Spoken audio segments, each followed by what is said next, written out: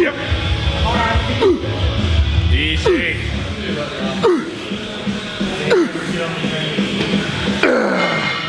Perfect.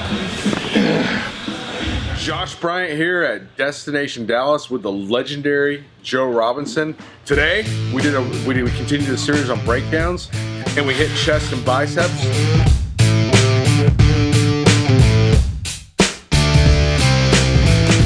So as you know, the breakdown, if you haven't seen it yet, go to the original video and we kind of explain what it is, but we're going basically a very heavy set.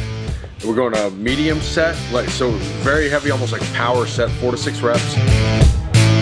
Here we go.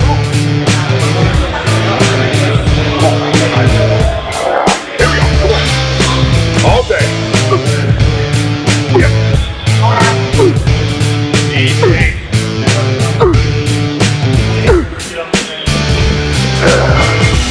Perfect. A medium kind of traditional hypertrophy set of 10 to 12 reps, then finally finishing off with a 25 to 30 rep set. So there's tons of evidence both in the lab and anecdotally that all these different types of rep ranges have their advantages. So it's a holistic workout inspired by my mentor, Dr. Fred Hatfield, who also had the privilege of working not only using the system a lot with Mike Quinn, but he also trained Lee Haney. So it's an amazing way to train. So what do you think, Joe? I loved it. Once again, it's another kick-ass workout. You know, when you're training with Josh, you know he's gonna put you through hell.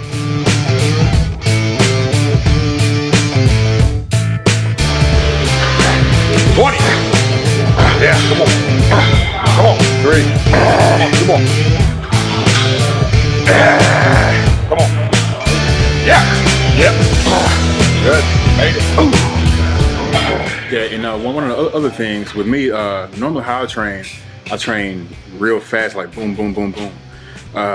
Training with Josh, it's a little different. We take more rest, therefore you can put maximum effort into every set, and you're be stronger for it.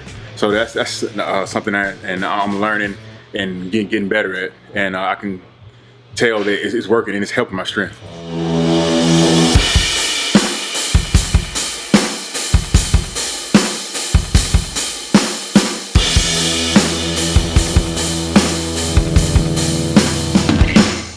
If you're, let's just say hypothetically watching this, you're a powerlifter and you're going for you want to go more of the bodybuilding route, hypertrophy, aesthetics, whatever, you're going to benefit a lot from those shorter breaks like he's talking about, the bam, bam, bam, bam, bam, finish it quick.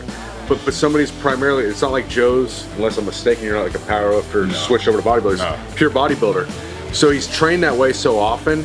This is like a whole new stimulus. It's sort of like, it's almost like you talk about newbie gains and stuff.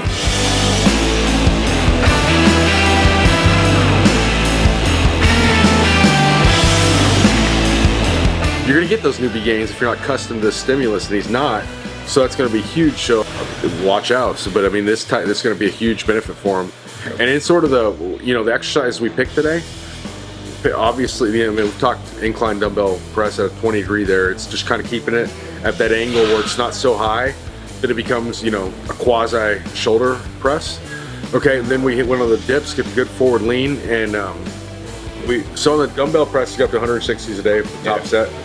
But on the dips, you only went up to 100 before, which I say only, obviously that's a very respectable weight for somebody that weighs 270, 280. So obviously, but I'm saying he doesn't do dips a lot except as a finisher at the end of the workout. So it wouldn't be wise to say, all right, we're going to load up to 180, today, and let's just pray nothing happens type of thing. We use a little more methodical, intelligent approach there. Then of course hit the flat cable flies. So I mean, if there's any doubt on those, just watch what's happening to the chest. I mean, I don't need like a scientific symposium here to tell that his chest was about out to here by the end of it. Also with that doing, so say, hey, you've talked before about muscle intention, really focusing on the muscle and not going too fast in those movements, but Joe was going a little fast. However, he's such an astute, seasoned bodybuilder. It was obvious what's happening.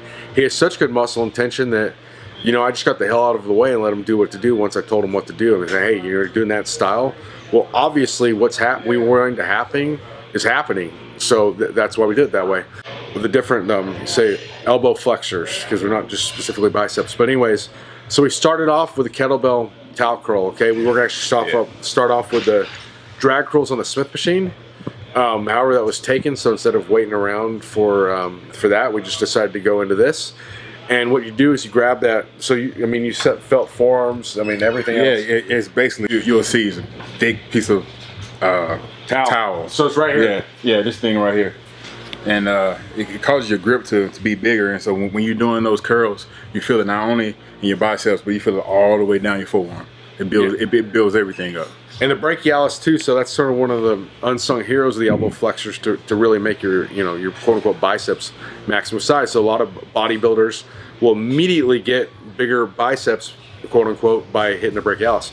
Anyway, so then we went on to drag curls. The advantage of the drag curls is your elbows are behind them, hits the long head of the biceps, so builds a beautiful bicep peak, of course. And that's another. So when your elbows behind you, get that good stretch. That's where a lot of bodybuilders aren't training. So usually their elbows are in front of them doing just a regular curl. Again, so a different type of overload that way. Then finally finished off, again, so we talked about the lack of brachialis training. That with a regular hammer curl, we actually put a stretch on it too, by putting the incline about 55 degrees. So a very mild stretch. And if you watch Joe, he's kind of tight on those drag curls. So, normally, he got a ton out of it. So it was all good, but like he's tight to get in that position. So we were able to compensate for it at the end. And so basically went with he's an advanced bodybuilder and he's filling the right spot, kept his elbow behind him and rolled with it, and then finished with those incline dumbbell hammer curls just at 55 degree, making sure he gets a stretch at the bottom, because a muscle under stretch is muscle under load. So there's how we do it.